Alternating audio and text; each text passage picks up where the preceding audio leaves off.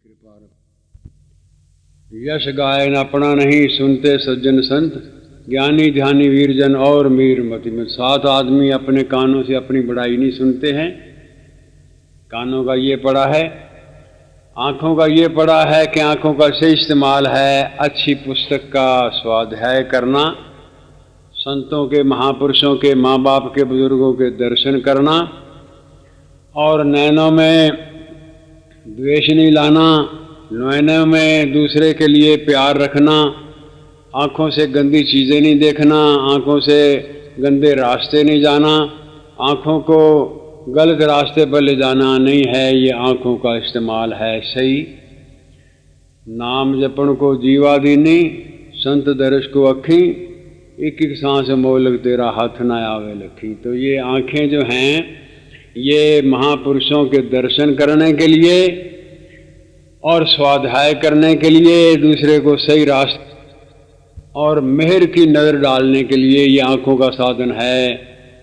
कहते हैं कि जो आँखों का साधन कर लेता है तो उसको जिसके पर नज़र डालता है उसके जीवन में परिवर्तन आ जाता है।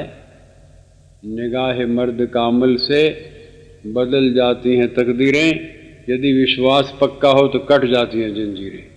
जिसने आँखों की साधना की होती है उसकी दृष्टि पड़ने से ज़िंदगी बदलती है। ये आँखों का संयम हम लोगों ने पढ़ा। हाथों का संयम ये पड़ा है कि किसी की रक्षा करना, सेवा करना, हाथों से परोपकार करना, हाथों से दान देना, हाथों से यज्ञ करना, भला करना, ये हाथों का महाराज ने का सही इस्तेमाल है। किसी से अन्याय करना, गलत काम करना, गलत हाथों से गलत सिलसिले करना, ये कानून हाथों का गलत इस्तेमाल है। पैरों का हम लोगों ने पढ़ा कि पैरों से परमेश्वर के दरबार में जाना, सत्संग में जाना, अच्छे स्थान पर जाना, वहाँ जाके अच्छे ढंग से बैठना, और पैरों से जो भी शुभ कर्म हो सके करना, ये तो पैरों का सही इस्तेमाल है। और गलत रास्ते जाना, ये सब उसका गलत इस्तेमाल है। तो ये हम लोगों ने पढ़ा था कल कि ये इंद्रियों का संयम है, सही इस्तेमाल इंद्रियों का ये है। आज है आधार शुद्धि। आधार मतलब ये है कि आधे तो आत्मा है और शरीर उसका आधार है। हम लोग शरीर को तो सजाते हैं, सजाना चाहिए जब तक है, लेकिन वो शरीर निर्मल कब होता है? जब भीतर निर्मल होता है। भीतर गंदगी होती है तो फिर शरीर को साफ करने का उतना लाभ नहीं होता है, क्योंकि आदमी की जब वृत्तियां चंचल होती हैं, आदमी कहता है मेरी तो वृत्ति बड़ी खराब हो गई, वृत्ति चंचल हो गई, वृत्ति मेरी खराब हो गई, वृत्ति मेरी गलत रास्ते चली गई। तो वृत्ति तो अंदर है, बाहर तो नहीं है। शरीर तो चलता है भीतर की प्रेरणा से, भीतर जो कुछ कला हिलती है उसके मुताबिक शरीर चलता है। तो इसलिए कहा है कि तेरे को अपने शरीर को सही रास्ते पर चलाना है तो तेरे को भीतर की निर्मलता चाहिए, भीतर की वृत्तियां जो हैं उनको साफ करना चाहिए। तो आज उसका वर्णन है आधार शुद्धि। आधार मैंने शरीर, आधे मैंने आत्मा। तो आधार की शुद्धि अगर करनी है तो तेरे को भीतर की शुद्धि करनी चाहिए। निर्मल मन सो मोहे भावा। रामायण में आया है कि हे लक्ष्मण, निर्मल मन सो मोहे भावा, और मोहे छल कपट नहीं भावा। छल कपट मेरे को पसंद नहीं है, निर्मल मन मेरे को पसंद है। महाराज ने भी कहा है, एक साधारण बात है, किसी गंदे कमरे में, जिस कमरे में गंदगी हो तो कोई मेहमान आप बुलाओ तो उस कमरे में वो साधारण मेहमान भी बैठना पसंद नहीं करता है। तो गंदे कमरे में जब साधारण मेहमान भी बैठना पसंद नहीं करता है तो तुम साधना में बैठो, भजन पाठ में बैठो और गंदे मन में भगवान को बुलाओ, कैसे बैठेंगे? वो नहीं बैठेंगे। भगवान को बुलाने के लिए वृत्ति को, मन को साफ रखिए, फिर भगवान को बुला के बिठाना होता है। इसको कहते हैं आधार शुद्धि, आदि शुद्धि। 162 है कि माना आधे आत्मा, तन उसका आधार, भीतर की सुवृत्तियां सुधरे छोड़ विकार। तो सबसे बड़ी बात जो है कि भीतर की जो वृत्तियां हैं वो आदमी की निर्मल होनी चाहिए, उसमें विकार नहीं होना चाहिए। इसके लिए ही आदमी को साधना करनी चाहिए। क्यों? कि वृत्ति में जब शुद्ध हो, सुधरे तन आधार, आत्मज्ञान तुरंत हो और सुख भी बड़े अपार। तो महाराज ने कहा है कि वृत्ति में जब शुद्ध हो, जब वृत्तियां शुद्ध हों तब बात बनती है।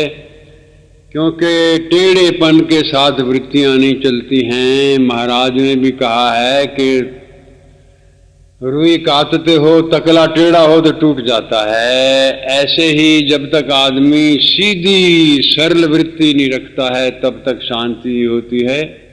विनोबा जी ने कहा है कि सांप जो है वो टेढ़ा चलता है, लेकिन जब बिल में जाता है तो सीधा जाता, टेढ़ापन छोड़ता तभी बिल में जाता है, बिल में टेढ़ापन नहीं रहता है। भगवान के पास जब जाना है तो वृत्ति में जब शुद्ध हो, वृत्तियों को निर्मल करना चाहिए, निर्वृत्तियों को निर्मल करना है। पापों के अंदर वृत्तियां जाती हों तो उनको रोकना है। ये करे तो आदमी को जल्दी भगवान का आशीर्वाद मिलता है। वृत्ति में जब शुद्ध हो, सुधरे तन आधार, आत्मज्ञान तुरंत हो, सुख भी बड़े अपार। तो कहते हैं आत्मज्ञान जल्दी हो जाता है, निर्मल वृत्ति होती है। सबसे पहले तो अपनी वृत्तियों को इनसे हटाना पड़ेगा, काम क्रोध मोह लोभ अहंकार से। ये वृत्तियां हट जाएं, हटते ही फिर आदमी को महाराज ने कहा तुरंत सुख ज्ञान होता है। इसलिए ये दूसरी बात कही है कि जिसने भजन करना है, पाठ करना है, जिसने परमेश्वर का दर्शन करना है, आशीर्वाद पाना है, पहली तो ये कहा है कि भीतर की सुवृत्तियां सुधरें छोड़ विकार, अपनी वृत्तियों को विकार से खाली करना चाहिए। इसलिए जब वो वृत्तियां निर्मल होनी शुरू हो जाएंगी, वृत्ति में जब शुद्ध हो, सुधरे तन आधार, आत्मज्ञान तुरंत हो, सुख भी बड़े अपार। तो शरीर भी निर्मल होगा और भगवान का दर्शन भी होगा। ये दूसरी बात कही है। तीसरी, साधक को, साधना करने वाले को क्या महसूस करना है? महाराज ने कहा है सकल जगत का आश्रय नारायण ओंकार, अंतर्यामी अनंत है, शांत ही सर्वाधार। वो त्रिलोकी नाथ है, त्रिलोकी उसके आश्रय पर खड़ी है। जो देवे सब जगत को अन्न पान शुभ प्राण, वही दाता मेरा हरि सुख का करे कल्याण। सारे जगत को जो धारण करने वाला है, मेरा भी मालिक वही है। ये आश्रय मन में हमेशा रखे कि वो मेरा मालिक मेरे सिर पर है, मेरा मालिक मेरे सिर पर है। शांत ही सर्वाधार, अंतर्यामी अनंत है। ये महाराज ने कहा है कि परमेश्वर है, सकल जगत का आश्रय है, अंतर्यामी अनंत है। तू अपने आप को कितना छिपा के रख ले वो सब जानता है। जैसे तिनके की ओट करके कोई आदमी सूरज से छिपने की कोशिश करे तो जैसे वो है, ऐसे ही आदमी समझता है कि मेरे को कोई नहीं देखता है। वो अंतर्यामी अनंत है, उसका कोई पारावार नहीं, कोई अंत नहीं है। अंतर्यामी है और शांत ही सर्वाधार, वो शांति देने वाला है और सबका मालिक है। ये भावना रख के आदमी को साधना में बैठना चाहिए। कौन सी? करे भावना भाव से, है हरि बहुत समीप, भीतर बाहर राजता लोक त्रय सब दीप। ये भावना रखे अपने मन में। साधक जो साधना करने वाला है, जिसने जीवन को सफल करना है, ये उसकी भावना होनी चाहिए। जब भी ध्यान में बैठे, जाप में बैठे साधना करे भावना भाव से, है हरि बहुत समीप, मेरे साथ ही, मेरे अंग संग है, मेरे साथ ही है। भीतर बाहर राजता लोक त्रय सब दीप, मेरे अंदर भी है, मेरे बाहर भी है। तू समझे कि बाहर का दिखावा अच्छा कर ले, भीतर तेरे पाप गुनाह हो तो समझ ले भीतर भी परमात्मा भी है, बाहर भी परमात्मा है। ये समझ के तू अपने आप को ठीक कर ले। तो फिर महाराज ने कहा है कि इस बात को साधना तो करे, पर इसके लिए आदमी को संत की संगति जरूर चाहिए, उसका आशीर्वाद जरूर चाहिए। सुरीति उसकी समझिए, मिलकर योगी संत, भक्ति भाव से समझकर फिर करे काम एकांत। एकांत में बैठ के संत के पास बैठ के फिर साधना करे, तो फिर महाराज ने कहा है कि ये साधना करे तो ये उसके लिए बहुत ही अच्छी बात है। ज्ञानी जन से सीखिए, गुरुजन से ये रीत, रहस्य मौन अभ्यास है, रखिए श्रद्धा प्रीत। श्रद्धा रख के, मौन रह के, एकांत रह के, कुछ दिन न्यारे रह के तू इसको संत के पास रह के सीख ले, फिर तेरे ऊपर भगवान की बख्शिश होगी, रहमत बख्शेगी, परमेश्वर की कृपा होगी।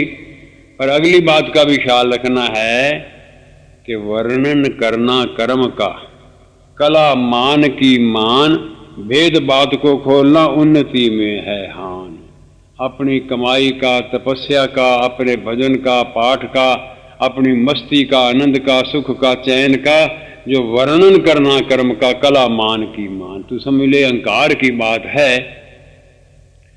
तो अगर सीखने के लिए अधिकारी के सामने बात करता है वो तो सीखने की बात है, लेकिन किसी को अपनी बड़ाई करता है कि मैं इतने बजे जागता हूँ, इतना पाठ करता हूँ, मेरे को ये हो गया, मेरे को ये हो गया। महाराज ने कहा है कला मान की मान, वेद बात को खोलना उन्नति में है हान। ये तेरी रास्ते में तरक्की की रुकावट पड़ जाएगी। वर्णन अपने ध्यान का, विघ्न कहें गुणवान। जो विघ्न आते हैं आदमी की साधना में, उनमें एक ये भी विघ्न है कि वर्णन अपने ध्यान का, विघ्न कहें गुणवान। ये भी विघ्न आता है। क्यों? साधक का ये कर्म है, करे कमाई आप, कथन क्रिया का ना करे, तज मन के संताप। साधक का कर्म है कमाई करे, खूब कमाई करे, खूब कमाई करे, और अपनी कमाई का वर्णन ना करे। ये उसके लिए पूरा ध्यान है। क्यों? उपजे बीज सुगुप्त रहे, अंकुर बने स्वरूप, मोती हीरा गुप्त रहे, चपके सुंदर रूप। हरे राम